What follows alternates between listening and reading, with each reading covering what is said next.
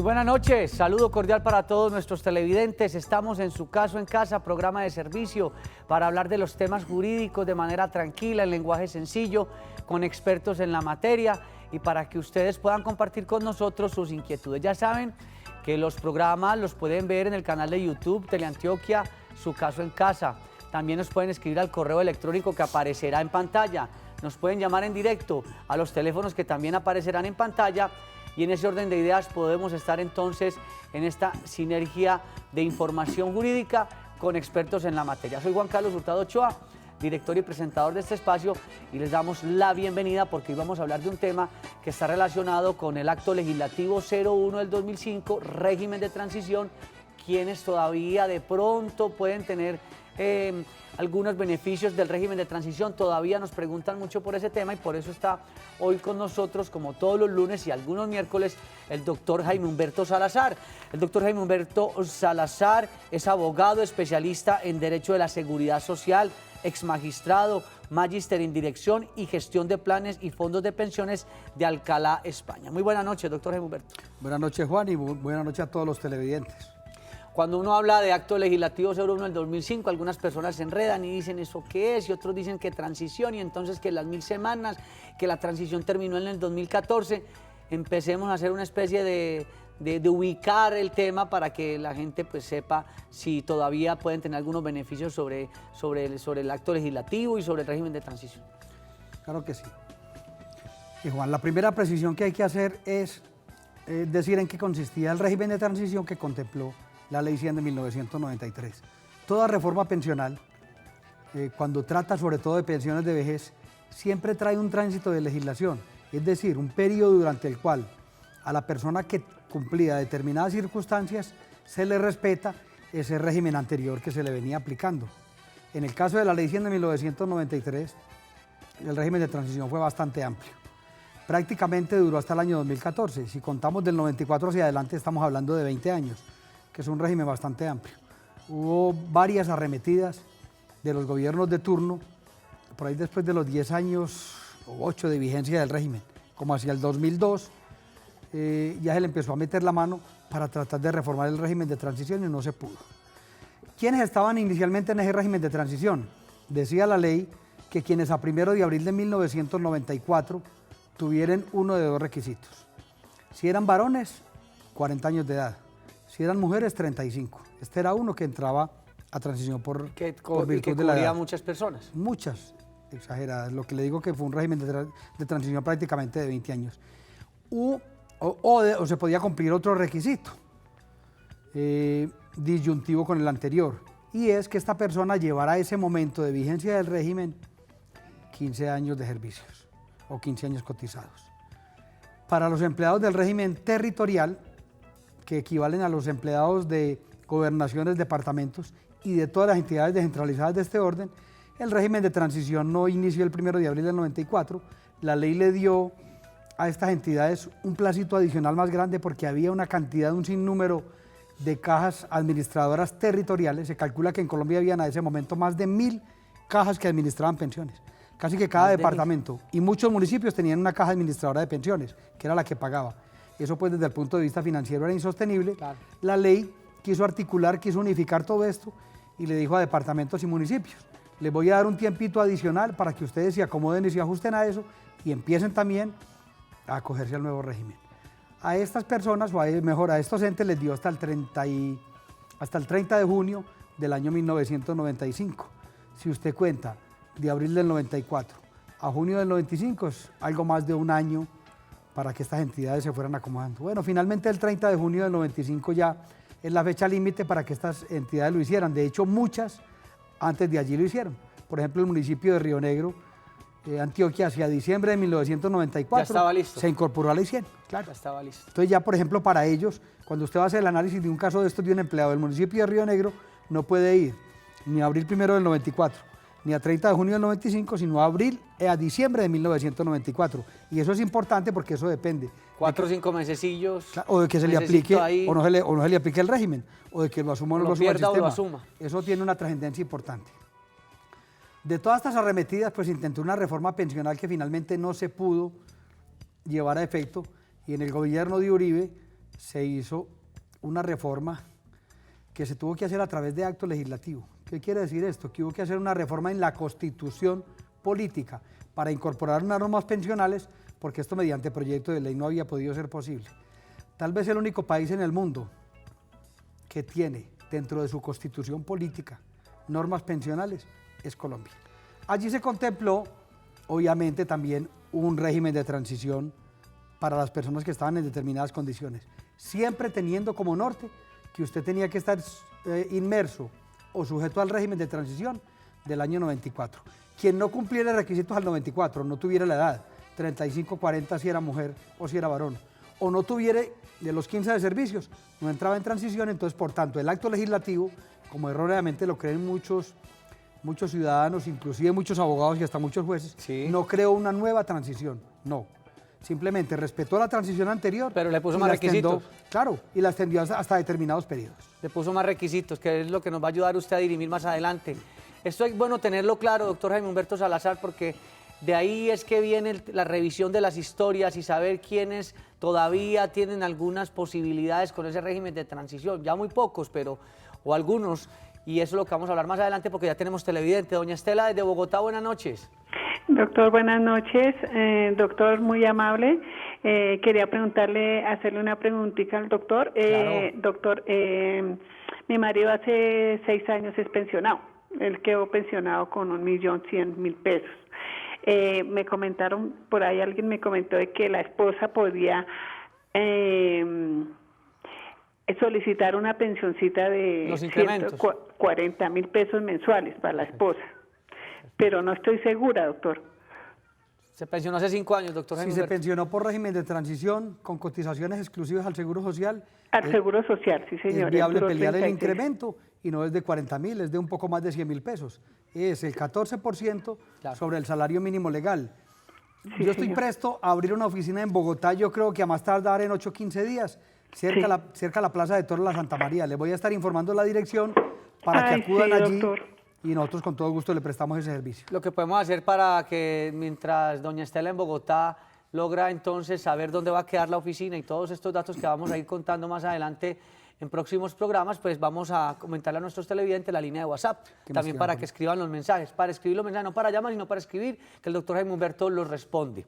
La línea de WhatsApp es 304-218-8191. La repito, 304-218-8191. Entonces, doctor Jaime Humberto Salazar, entonces, cuando uno revisa Acto Legislativo 01 del 2005, lo que uno percibe es que lo que hizo no es que haya acabado con la transición, pero sí le puso unos requisitos, mejor dicho, la volvió más rigurosa para que muchos ya antes necesitan los 15 años de servicio, necesitan entonces haber tenido 35, 40 años antes del 1 de abril del 94, y entonces empezó a ponerle más trabas. Sí. El acto legislativo nos dijo en esencia lo siguiente, vea, voy a respetar régimen de transición hasta el 31 de julio del año 2010, y de aquí en adelante y hasta 2014, que ahorita explicamos eso porque eso también fue un error que hubo ahí, dijo, del 31 de julio del año 2010 y hasta el 31 de diciembre de 2014,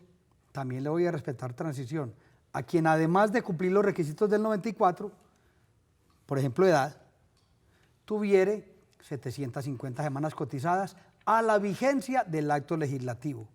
El acto legislativo oficialmente no está publicado el 22 de julio del año 2005, sino el 29, que fue cuando se corrigió una fe de erratas en ese acto y finalmente ahí fue que empezó a regir. Entonces hay unos días ahí que también son importantes, Juan, claro, porque ahí puede que lo saque o que lo meta en transición. Entonces 29 de julio, quien tuviera 750 semanas, entonces ahí le dijo, le vamos a respetar la transición hasta el 31 de diciembre del año 2014. El acto legislativo ni siquiera trajo fecha. Eso es un error de técnica legislativa. Uno se acuerda de los legisladores viejos en Colombia que eran rigurosos en el tema de técnica legislativa. Aquí ni siquiera se dijo fecha, de hasta cuándo.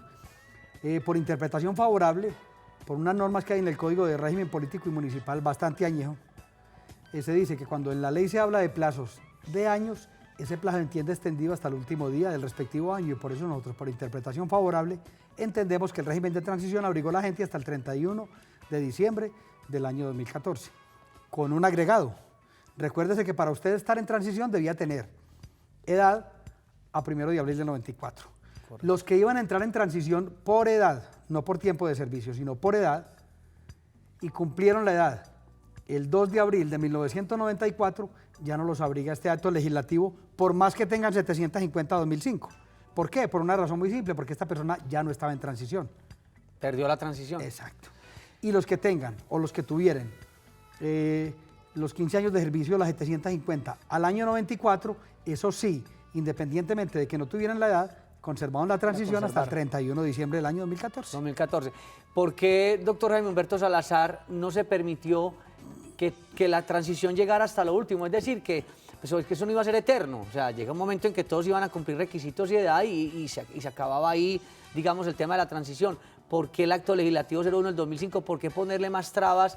Porque para muchos, por ejemplo, que seguramente llegan a su oficina y dicen, tengo 900 o 1000 semanas, y ya le dicen, no, ya a usted no le toca la transición, sino el régimen que está rigiendo actualmente, 1300 semanas, estamos hablando de 6 años más de cotización. Entonces sí fue una situación muy delicada para muchos. Eso tuvo hondas discusiones en el Congreso de la República, pero finalmente el proyecto inicial inclusive era más agresivo que todo eso y quería era suprimir casi que todo eso de un tajo. Finalmente en las discusiones, en las comisiones y todo eso, se lograron conciliar estos temas y llevar la transición ahí. Por ejemplo, la mesada 14 la querían eliminar para todo el mundo desde el año 2005.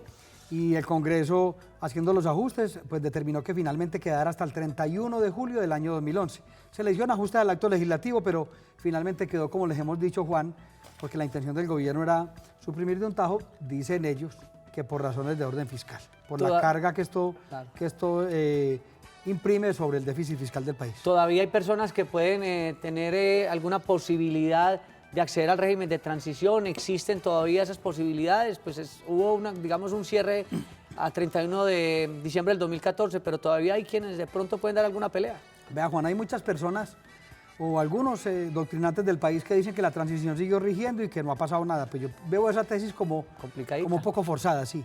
Sí, porque ya decisiones de la Corte Constitucional le cerraron el camino a eso y dijeron no, 31 de diciembre de 2014. Lo que nosotros sí venimos aduciendo en la oficina es una tesis de que el incremento de semanas que se hizo con la ley 797, que finalmente es la que aplica por virtud del acto legislativo, ese incremento no arranca en el 2005, sino en el 2011. Los usuarios irán a la oficina, yo les explicaré en qué consiste, pero eso lo venimos fogueando hace ya unos 4 o 5 años, de pronto con resultados favorables para nosotros, porque se ve que ahí hay como una forma de por dónde entrarle la interpretación de la ley, y hemos conseguido algunas decisiones favorables en ese sentido. Pero finalmente, después del 31 de diciembre de 2014, ese camino se cerró en Colombia y no hay nada que hacer. No hay nada que hacer, ni siquiera las peleas que se están dando de seguir ahí insistiendo y buscar también el tema internacional, a ver si por allí, alguna vez usted aquí comentaba algo sobre eso, pero no es una pelea fácil. Esa pelea es muy difícil. En cortes internacionales hay algunas demandas, pero en nuestra legislación interna o en nuestros órganos de cierre interno, ya la Corte Constitucional, en una última oportunidad que fue en las 555 del 2015 tal vez, nos dijo que no, que definitivamente ese camino quedaba cerrado, aludió a las pensiones convencionales, que era como el tema específico que se venía tocando, pero tangencialmente también tocó el tema del régimen de transición, que no se debía haber tocado porque se entiende, Juan, que una reforma a la Constitución o un acto legislativo solo lo puede examinar la Corte por razones de forma y no de fondo. Pero aquí terminaron pues como dando unos argumentos adicionales para que la gente no se siguiera desgastando en esas demandas. Vamos con don Alfredo desde Copacabana. Buenas noches. Muy buenas noches. Felicitaciones por este importantísimo programa. Gracias, don Alfredo. Tengo una inquietud para el doctor Jaime Humberto. Hace por ahí unas 2 o 3 semanas escuché decir de boca del mismo que quienes se habían pensionado antes del 2005 tenían derecho, no sé si a una revisión. Una reliquidación posible. O una reliquidación. Entonces, yo quisiera saber si eso sí es real y cómo se puede hacer para esa revisión. Muchas gracias, muy formal. Usted aquí, doctor Jaime Humberto, Sergio, dejó a los el doctor Sergio estuvo aquí y dejó a los televidentes muy inquietos con el tema de la reliquidación antes de 2005. Sí, le estamos pidiendo el favor a todos nuestros clientes por la oficina, que yo creo que han pasado como 20.000, Juan, sí, en todos estos años, que quienes se pensionaron entre el año 85 y el 2004, yo hablo del 2005, como para darle un pedacito de gracia a la gente que solicitó la pensión, cumplió en el 2004, pero solicitó en el 2005. Correcto. Y que ganaba por lo menos 800, 900, aunque a algunos de salario mínimo también les ha salido, que se acerquen por la oficina con la historia laboral si la tienen, para hacerle un análisis si en verdad tienen derecho a un reajuste pensional. De verdad que se han conseguido bastantes. En casi todos los casos se consigue reajuste pensional si la persona está en este rango de tiempo y en ese rango salarial. Pero para que de pronto el televidente sepa que puede ser uno de esas personas que de pronto no necesita reajuste, ¿qué debe tener en cuenta para revisar su historia y decir, bueno, a mí me vale la pena ir a la oficina, revisar? Que me lleve la historia con la resolución, que yo ya me encargo del resto. Hay muchos vacíos en ese sentido, o sea, Sí. hubo muchos problemas en ese sentido. Sí, señor, hay vacíos ahí que los abogados pues precisamente estamos llamados a estudiar y a ahondar en ellos en beneficio de la gente. Definitivamente el régimen de transición fue muy benéfico porque también hablábamos de las tasas de reemplazo que podían llegar hasta el 90%, y hoy usted decía en algunos programas que ya lo máximo es el 79%, una tasa de reemplazo con muy buen número de semanas. O sea que la situación no solamente en número de semanas, sino en tasa de reemplazo, seguimos teniendo inconvenientes para los futuros pensionados. Claro, decreto 758, que era el que aplicamos por transición para el sector privado, nos permitía con 1.250 semanas cotizadas llegar a una tasa de reemplazo de un 90%. Ley 100 nos permitía llegar con 1.400 hasta un 85%. Ahí también hubo muchas demandas, Juan, en ese tránsito de legislación. De hecho, tenemos toneladas de demandas de eso. Y Ley 797, que fue la última reforma, la que aplica por virtud del acto legislativo, nos dice que una persona que va a tener una pensión de un salario mínimo y tiene 1.800 semanas, le toca el 80% de ese IBL, que va a ser el mínimo, pues porque claro, si usted promedia salario mínimo, se lo da mínimo. Si usted tiene 2 salarios mínimos, el 79.5%. Si tiene 3, el 79%. Y así decreciente hasta llegar al 65%. Cuando hablamos de tasa de reemplazo, que probablemente el término puede sonarle muy técnico a varios televidentes, es el porcentaje que cuando se va a pensionar la persona, ese porcentaje se lo multiplican por lo que más o menos devengaba y ahí hacen el ejercicio. Explíquenos un poquito de eso para que la gente nos comprenda. La cosa es muy simple con ese tema, Juan. Se coge los últimos 10 años, supongamos que un pensionado de ahora. Sí. Se cogen los últimos 10 años. Eso se llama el ingreso base de liquidación. Correcto.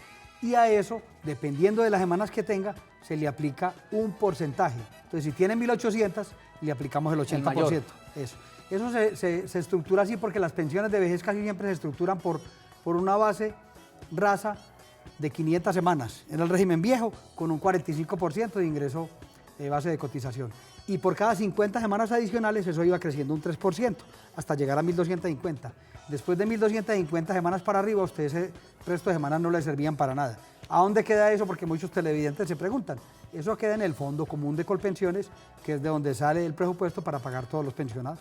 Después de la pausa vamos a seguir dialogando con el doctor Jaime Humberto Salazar sobre régimen de transición, si aplica, si no aplica, todos estos tips que son importantes que los dialoguemos aquí, los contemos aquí, para que usted televidente revise su historia y también mire el tema de la posible reliquidación o ajuste de pensión de quienes se hayan pensionado antes de 2005. Ya regresamos.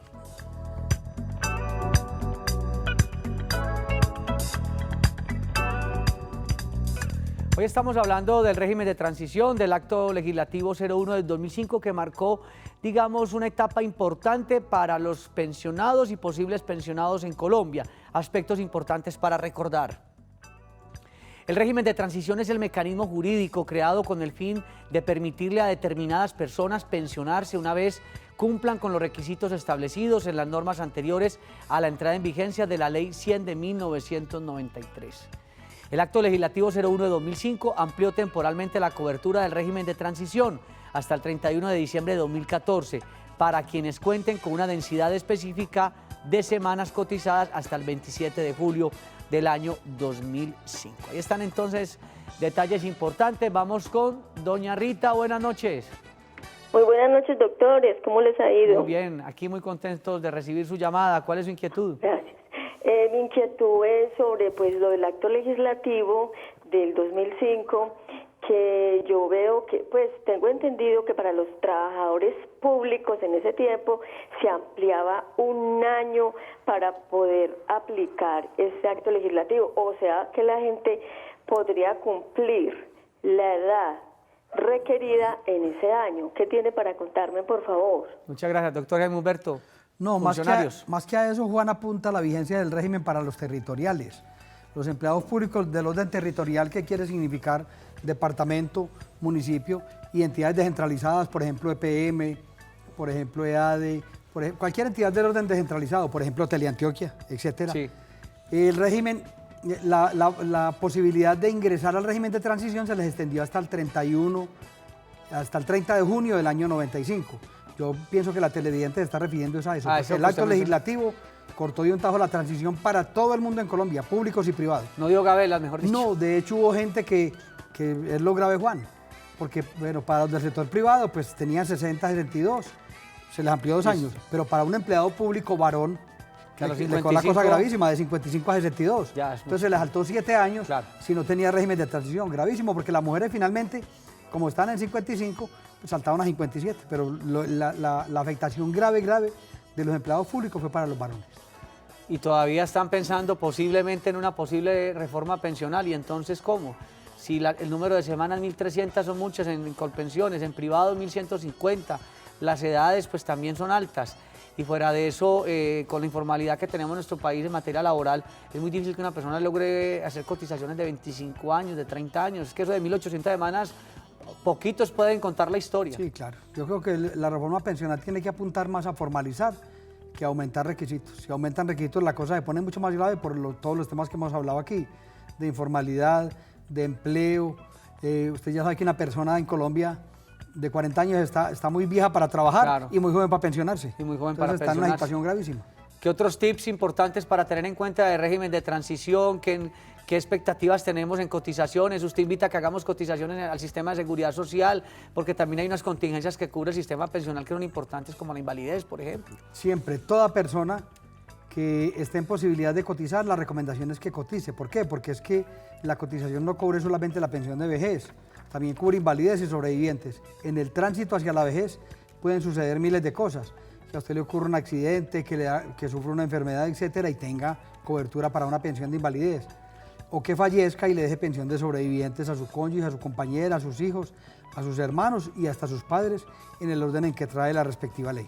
Yo quería aprovechar, doctor Jaime Humberto, para preguntarle sobre un tema que inquieta muchísimo, y es que se dice que cuando el empleador no paga los aportes a pensión al trabajador, el trabajador, como es la parte débil, es quien en un momento dado tiene las de ganar para que se corrija esos periodos que no le pagaron y el empleador esté obligado a pagar. Pero se dice que antes del año 2000, 95-2000, hubo algunas dificultades con el Seguro Social, donde muchas personas, casi todo el mundo aparecía en mora, por decirlo de alguna manera. Entonces, cuando van los procesos a los juzgados o a revisiones del Tribunal Sala Laboral, se encuentran con que no, el trabajador era el que tenía toda la carga de la prueba para demostrar que el empleador no le pagó.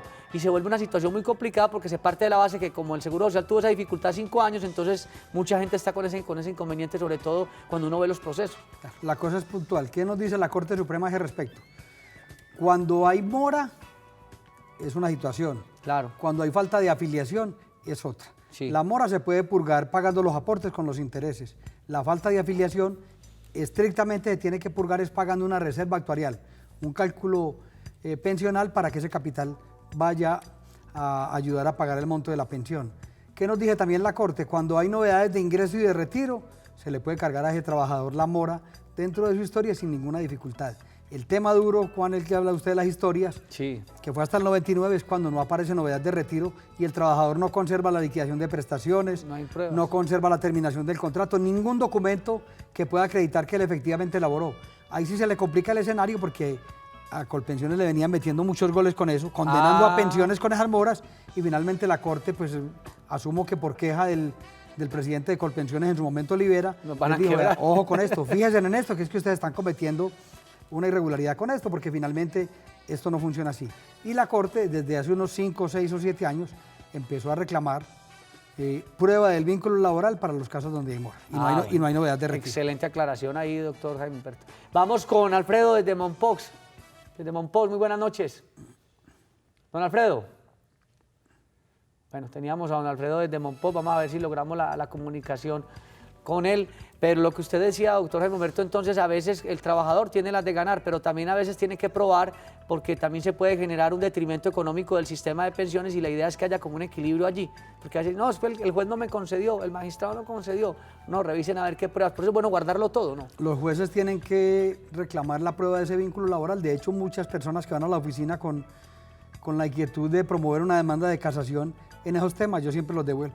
Y les digo, cuando no hay prueba del vínculo laboral, es boda que necesitamos a esto porque la Corte nos va a decir que no. ¿Qué tan importante entonces, aprovecha para hacer un poquito de pedagogía, es que la gente guarde o haga una carpetica de todo, del contrato, de las colillas de pago, de todo lo que tenga que ver con el materia laboral, para que el día de mañana pueda tener una reclamación más organizada? Hoy en día que es tan fácil, Juan, coger un celular o coger cualquier otro instrumento, escanear una información y guardarla en la nube o en un archivo. Eso es hoy en día supremamente fácil, difícil para la gente de ahora años, hace 10, 20, 30, 40 años, que la gente no guardaba archivos, y las empresas tampoco estaban obligadas, porque recuerde que los libros de comercio, el comerciante está obligado a conservarlos nomás por 10 años.